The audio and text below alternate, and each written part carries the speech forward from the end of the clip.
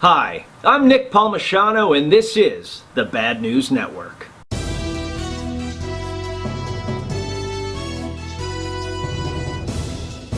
John McCain, storied POW and senator, passed away this week due to a very aggressive form of brain cancer.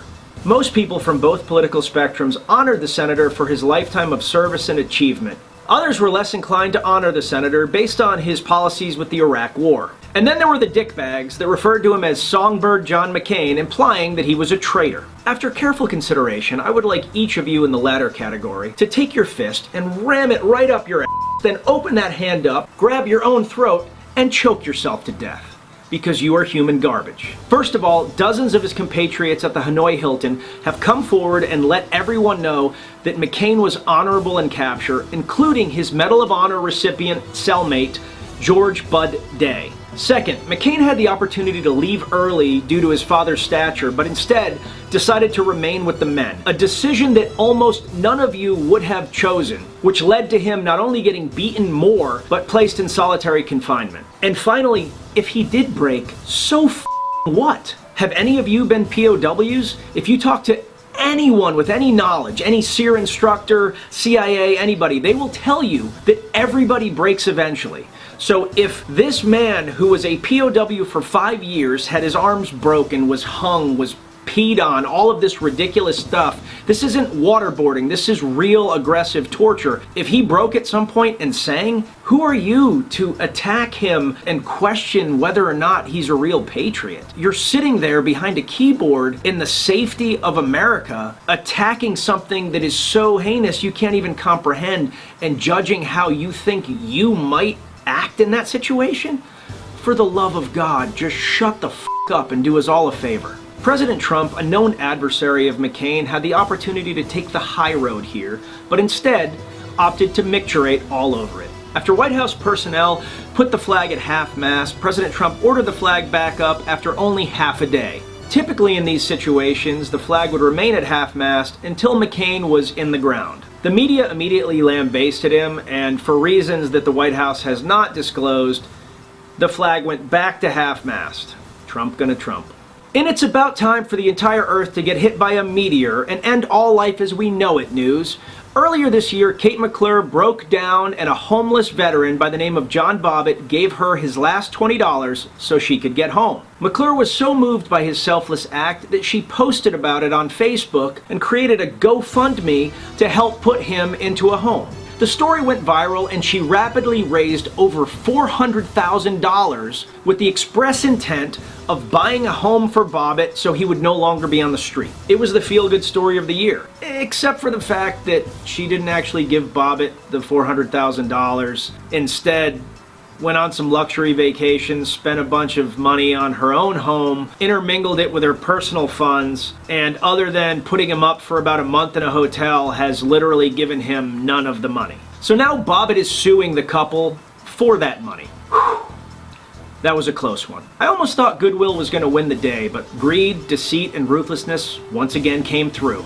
In international news, Iran declared this week that it is now in sole custody of the Persian Gulf. After crying from laughing for over an hour, Secretary of State Mike Pompeo finally said, "And I'm about to become a male swimsuit model." In 16 minutes of fame news, David Hogg threatened to destroy Smith & Wesson by getting a bunch of people that would never buy their products to not buy their products. The video game shooter with a history of mental illness that will remain nameless shot up a Madden tournament this week, killing 2, injuring 10, and then taking his own life. This story will fade quickly because A, once again, authorities screwed up and gave somebody a weapon that absolutely should not have one. B, he didn't use an AR-15, so the left isn't going to harp on this for very long because it doesn't fit their agenda. And C, he wasn't an illegal immigrant or a Muslim, so the right can't really harp on that either, so definitely to fade city.